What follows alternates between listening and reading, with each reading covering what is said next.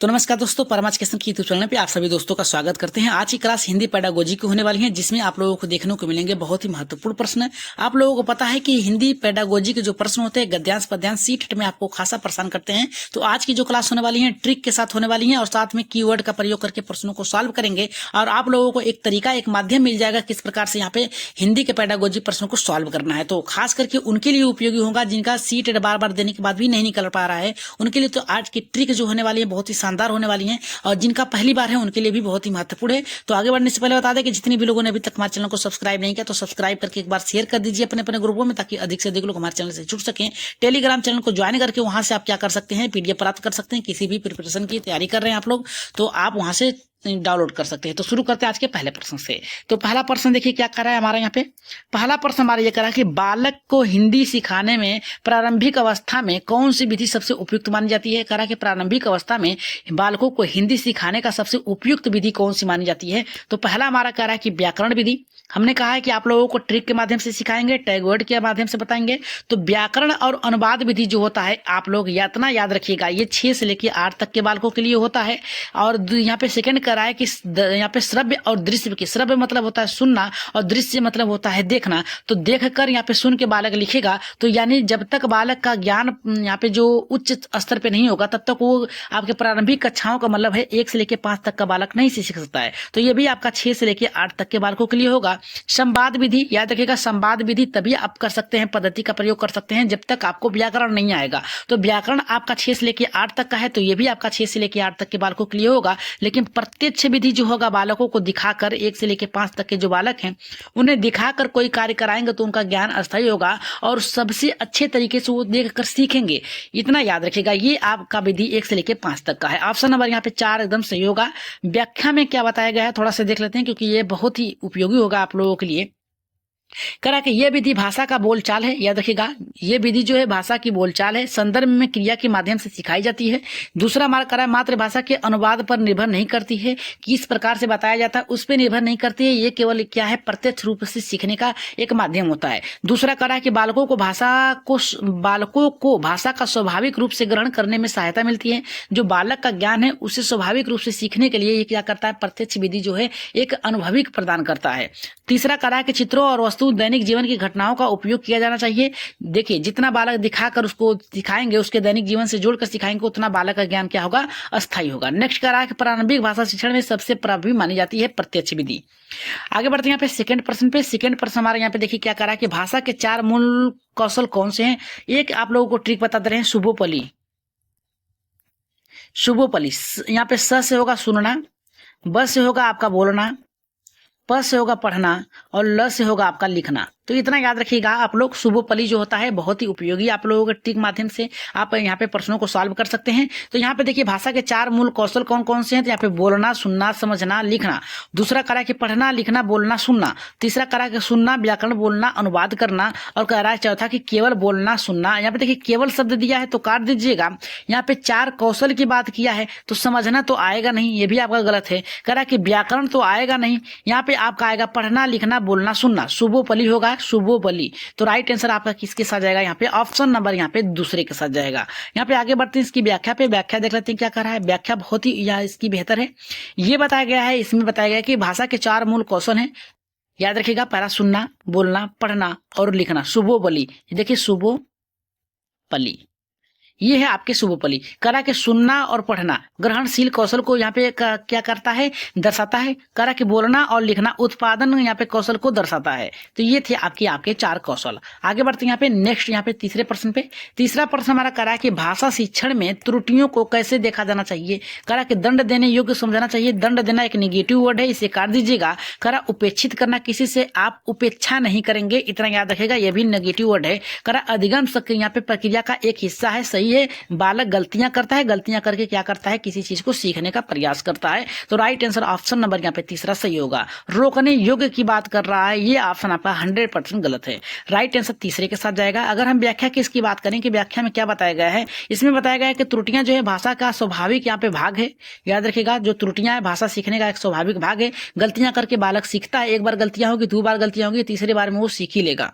कह रहा कि ये शिक्षकों के सिखाने की स्थिति में पहचानने में मदद करती है, किस प्रकार प्रकार से सीखते हैं और त्रुटियों में सुधार और अभ्यास की संभावना बढ़ जाती है। आगे बढ़ रहे हैं यहाँ पे नेक्स्ट प्रश्न पे, जो कि आपका चौथा प्रश्न है। चौथा प्रश्न कह रहा है कि भाषा शिक्षण में बहुभाषिकता का क्या लाभ है। पहला कह रहा है कि भ्रम पैदा करना नहीं होता है। भाषा शिक्षण का मतलब बहुभाषिकता का मतलब होता है अलग अलग तरीके से बालक जो अलग अलग समाज संस्कृति से आते हैं वो अपनी खुद की भाषा लेके आते हैं, तो उसका एक माध्यम बना के उसे सिखाने का प्रयास करना चाहिए। तो चौथे का यहाँ पे देखिए दूसरा ऑप्शन कर रहा है कि भाषा कौशल घटाता है। भाषा कौशल घटाता नहीं, संप्रेषण में मदद मिलती है। यानी संप्रेषण का मतलब होता है एक दूसरे के माध्यम से सीखने सिखाने की क्रिया होती है संप्रेषण। तो राइट आंसर ऑप्शन नंबर यहाँ पे तीसरा एकदम करेक्ट होगा। इसकी व्याख्या क्या है, थोड़ा सा व्याख्या देख लेते हैं, क्योंकि हर एक टॉपिक को जानना बहुत ही उपयोगी है। अगर क्लास बेहतर लग रही है तो सब्सक्राइब करके शेयर कर दीजिएगा और अपना डाउट जो है कमेंट बॉक्स में छोड़ते जाइएगा। आप लोगों को देखकर डाउट को क्लियर करने का प्रयास किया जाएगा। तो वो यहाँ पे कह रहा है कि बहुभाषिकता में विद्यार्थी विभिन्न भाषाओं को समानताओं और विभिन्नताओं को समझते हैं। हमने कहा कि एक बालक जो होता है अपनी मातृभाषा और अपने समाज से बोलने जाने वाले परिवेश और संस्कृति को लेकर आता है विद्यालय में। तो अलग अलग समाज से बालक आते हैं तो अलग अलग समाज संस्कृति को लेके आएंगे, तो उसे शिक्षक के माध्यम से क्या करना चाहिए, उसको जोड़ सिखाने का प्रयास करना चाहिए। संप्रेषण कौशल को बढ़ाता है, यानी एक दूसरे की भाषा को सीखने का प्रयास होता है। एक भाषा से दूसरी भाषा सीखने का, देखो यही हुआ ना, एक दूसरे की भाषा सीखना। आगे बढ़ते हैं यहाँ पे नेक्स्ट प्रश्न पे, जो कि आपका पांचवा है।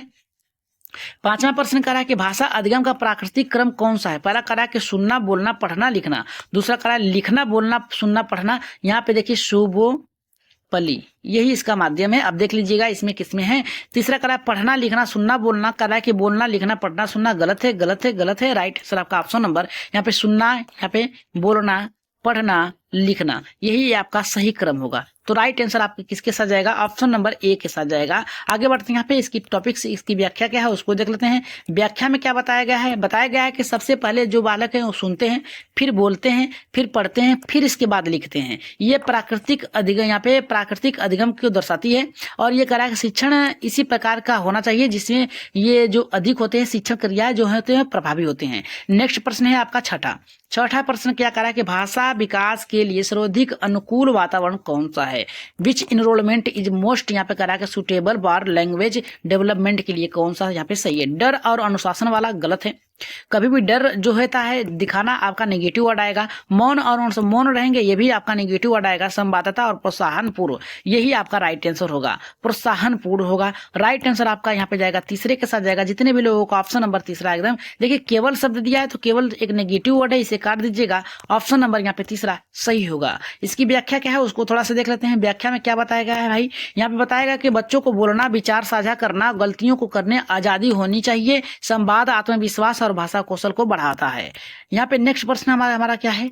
नेक्स्ट प्रश्न हमारा सातवां देखिए क्या कर रहा है। ये कह रहा है कि भाषा शिक्षण में संदर्भ का क्या महत्व है। देखिए यहाँ पे कह रहा है कि ध्यान भटकाना गलत है। शब्दों को याद करवाना नेगेटिव वर्ड है। यहाँ पे ध्यान भटकाना नेगेटिव वर्ड है। अर्थ स्पष्ट करना केवल शब्द दिया है नेगेटिव वर्ड है। आपका बचा कौन सा यहाँ पे तीसरा ऑप्शन नंबर यहाँ पे अर्थ स्पष्ट करना। यहाँ पे कह रहा है कि व्हाट इज द रोल, यहाँ पे कह रहा है कि रोल ऑफ यहाँ पे contact in the context in the language, यहाँ पे टीचिंग की बात कर रहा है, यानी संदर्भ सहित व्याख्या की बात कर रहा है। तो राइट आंसर ऑप्शन नंबर यहाँ पे तीसरा सही होगा। आगे बढ़ते हैं यहाँ पे इसकी नेक्स्ट यहाँ पे टॉपिक जो है या फिर कह सकते हैं व्याख्या इसका क्या है। कह रहा है कि संदर्भ कंटेक्स्ट कह रहा है, यहाँ पे कॉन्टेक्स्ट कह रहा है कि छात्र शब्दों और वाक्यों को सटीक अर्थ समझते हैं। यह संपूर्ण भाषा बोध के लिए आवश्यक होता है, यानी सब भाषा के सभी क्रियाओं के लिए पहलुओं के लिए एकदम उपयोगी होगा। 8वें प्रश्न पे अगर हम बात करें तो भाषा अधिगम का उद्देश्य क्या होना चाहिए। व्हाट इज सुटेबल, यहाँ पे कह रहा है कि solve the goal of language. यहाँ पे कह रहा है कि इसकी बात कर रहा है कि क्या होना चाहिए, उद्देश्य की बात कर रहा है। व्याकरण रटाना एक नेगेटिव वर्ड है। संप्रेषण परीक्षा में उत्तीर्ण कराना नेगेटिव वर्ड है। उत्तीर्ण कराने के लिए नहीं होना, उसको समाज में ढलने के लिए होना चाहिए। यहाँ पे याद करने के शब्दार्थ याद करने एक नेगेटिव वर्ड है। राइट आंसर जाएगा आपका संप्रेषण का माध्यम होगा। करेक्ट आंसर आपका जाएगा ऑप्शन नंबर यहाँ पे दूसरा। आगे बढ़ते हैं यहाँ पे इसकी व्याख्या देख लेते हैं क्या कह रहा है कि भाषा का मुख्य उद्देश्य संचार करना, विचारों की भावनाओं को जानकारी साझा करने के लिए होना चाहिए। केवल व्याकरण रटाना संप्रेषण नहीं होना चाहिए। आगे बढ़ रहे हैं यहाँ पे नेक्स्ट यहाँ पे 9वां प्रश्न जो है उसको देख लेते हैं। कह रहा है बाल केंद्रित शिक्षण का क्या तात्पर्य है। कह रहा पहला शिक्षक मुख्य भूमिका में हो। शिक्षक मुख्य भूमिका में नहीं होगा, नेगेटिव वर्ड है, बालक होगा। बालक इसके मुख्य भूमिका में होनी चाहिए। पाठ्य पुस्तक पर ही हो, ही और के लिए होना चाहिए, एक निगेटिव वर्ड है। कह छात्रों की जरूरतों और रुचियों को पर आधारित होनी चाहिए, एकदम राइट आंसर है। छात्र को मेन आप यहाँ पे केंद्र में रखेंगे और उसकी रुचियों का ध्यान रख के आप क्या करेंगे, उसे सिखाने का प्रयास करेंगे। तो यहाँ पे देखिए, यहाँ पे केवल शब्द दिया है, चौथा ऑप्शन नंबर गलत है, निगेटिव वर्ड है केवल। यहाँ पे राइट आंसर आपका जाएगा यहाँ पे तीसरे के साथ जाएगा। जितने भी लोगों का 9वें का तीसरा एकदम करेक्ट होगा। यहाँ पे कह रहा है हमारा यहाँ पे कि इसमें बच्चे रुचि, सीखने की शैली और गलतियों की प्राथमिकता होती है इसमें। और कह रहा है कि शिक्षक मार्गदर्शक की भूमिका निभाता है। और ये जो 10वां प्रश्न है, इसका आंसर आप लोग देंगे कमेंट बॉक्स में। कमेंट बॉक्स में बताइएगा कि इसका राइट आंसर क्या होगा। कह रहा है हिंदी भाषा में कोशिकीय अधिगम किसे कहते हैं। पहला कह रहा है कि जबरन सिखाने का गया ज्ञान, दूसरा कह रहा है अनजाने में होने वाली सीखना, और यहाँ पे तीसरा कह रहा है रट्टा आधारित यहाँ पे सीखना, चौथा कह रहा है कि व्याकरण केंद्रित। इसका आंसर आप लोग कहाँ देंगे, कमेंट बॉक्स में दीजिएगा और बताइएगा कि इसका आंसर क्या होगा, पहला, दूसरा, तीसरा या फिर चौथा, कौन सा ऑप्शन सही होगा। इसका आंसर आप लोग कमेंट बॉक्स में बताइएगा। अगर तैयारी बेहतर तरीके से कर रहे हैं तो जरूर बताइएगा।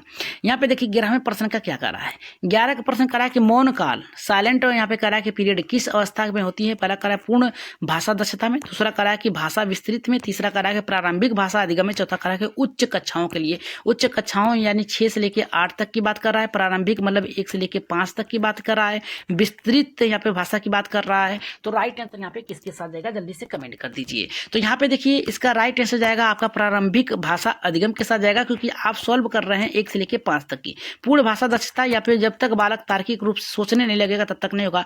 विस्तृत भाषा भी 6 से लेकर 8 तक के बालकों के लिए होगा, लेकिन यहाँ पे प्रारंभिक भाषा अधिगम जो होगा, मौन काल जो होता है, साइलेंट पीरियड जो होता है, ये आपका जाएगा ऑप्शन नंबर तीसरे के साथ जाएगा। आगे बढ़ते हैं, यहाँ पे इसकी व्याख्या क्या है देख लेते हैं। करा कि बच्चा नई भाषा को सुनता समझता है लेकिन परंतु बोलता नहीं है, क्योंकि वो इस भाषा को सही ढंग से सीखता नहीं। तो सामान्य आवश्यकता के चरण होते हैं, ये आवश्यक चरण होते हैं। 12वें प्रश्न पे अगर हम बात करें, कह रहा है कि कठिन शब्द की सूची तैयार करने का उद्देश्य क्या है। व्हाट इज द, यहाँ पे कह रहा है कि purpose of the preparing in the list of difficult word की बात कर रहा है। बच्चों को डराने के लिए, डराना आपका निगेटिव वर्ड है। दूसरा कह रहा है कि रटाना, रटाना आपका एक निगेटिव वर्ड है, रटाना आसान बनाना है। कह रहा है कठिनाई की पहचान और सहायक सामग्री देने के लिए, परीक्षा के लिए चयन के लिए यहाँ पे दिया है, नेगेटिव वर्ड है। कह रहा है कि राइट आंसर कठिनाई पहचानने और सहायक सामग्री प्रदान करने के लिए होनी चाहिए। तो राइट आंसर यहाँ पे ऑप्शन नंबर यहाँ पे तीसरा एकदम सही होगा। व्याख्या क्या है देख लेते हैं। व्याख्या में बताया गया है कि इन शिक्षक इन शब्दों को पहले समझाकर बच्चों की मदद कर सकते हैं और इससे पाठ समझकर स्तर बेहतर सुधारा जा सकता है। तो यहाँ पे नेक्स्ट है हमारा यहाँ पे आपका 13वां प्रश्न। करा कि समरूपी शब्द क्या होते हैं। समरूपी शब्द क्या होते हैं, यहाँ पे 13वें प्रश्न का ये करा कि एक जैसे दिखने वाले अक्षर होते हैं, जैसे यहाँ पे हम कह सकते हैं छ छ कह सकते हैं, ये सब होंगे। करा एक जैसे अर्थ वाले हो सकते हैं। करा कि एक जैसे उच्चारण पर अलग अर्थ होने वाले, तो यही होगा आपका समरूपी। समान रूप से शब्द जो होते हैं लेकिन उसके उच्चारण और अर्थ वाले शब्द होते हैं, जिसका आपका आंसर यहाँ पे जाएगा आपका तीसरा ऑप्शन आपका सही होगा। आगे बढ़ रहे हैं, यहाँ पे इसकी व्याख्या क्या है देख लेते हैं। व्याख्या में बताया गया है कि जैसे कल बीता हुआ समय, और कह रहा है कि कल, औजार, इन देखिए दोनों में फर्क है, शब्द एक है लेकिन अर्थ अलग है, इन्हें संदर्भ रहित भी समझा जा सकता है। आगे बढ़ रहे हैं, यहाँ पे नेक्स्ट प्रश्न जो था कि 14वां प्रश्न है। कह रहा है कि हिंदी भाषा का मूल इकाई क्या है। ध्वनि है, वर्ण है, शब्द है, वाक्य है। देखिए इसका राइट आंसर जाएगा ऑप्शन नंबर यहाँ पे दूसरे के साथ जाएगा, आप लोगों को पता है। आगे बढ़ते हैं इसकी व्याख्या पे। कह रहा है कि वर्ण, यहाँ पे कह रहा है कि वर्ण वो सबसे छोटी ध्वनि इकाई है जो लिखी और बोली जा सकती है, जैसे में क, म, ल। आगे बढ़ते हैं यहाँ पे नेक्स्ट प्रश्न पे है, जो कि आज की क्लास का लास्ट प्रश्न है। यहाँ पे देखिए क्या कह रहा है। ये कह रहा है कि शिक्षक को भाषा त्रुटियों पर कैसे प्रतिक्रिया देनी चाहिए। कह रहा है पहला तुरंत दंड देना चाहिए, एक नेगेटिव वर्ड है। इसका आंसर आप लोग कमेंट बॉक्स में दीजिएगा, इसका आंसर हम नहीं देंगे, आप लोग बताइएगा। कह रहा है कि सबके सामने डांटना चाहिए, नेगेटिव वर्ड है। अब इस दोनों में से आपको एक ढूंढना है। सुधार है तो सहयोग देना चाहिए, और कह रहा है त्रुटियों को अनदेखा करना चाहिए। तो इसमें से राइट आंसर किसके साथ जाएगा, जल्दी से कमेंट कर दीजिएगा 15वें का। तो बताइएगा कि आज की प्रश्न आप लोगों को कैसे लगे। अगर कोई त्रुटियां होगी तो उसे कमेंट बॉक्स में आप मैसेज करके छोड़ दीजिएगा, उसे देख सुधारने का प्रयास किया जाएगा। तो आज की क्लास के लिए एक बार कमेंट और लाइक जरूर करिएगा, और साथ में चैनल को सपोर्ट करिएगा, सब्सक्राइब करके शेयर कर दीजिएगा अपने अपने ग्रुपों में, ताकि अधिक से अधिक लोग हमारे चैनल से जुड़ सकें। और टेलीग्राम चैनल को क्या करिए, ज्वाइन कर लीजिए, आप लोग वहां से आप PDF प्राप्त कर सकते हैं। तो आज के लिए इतना ही, धन्यवाद।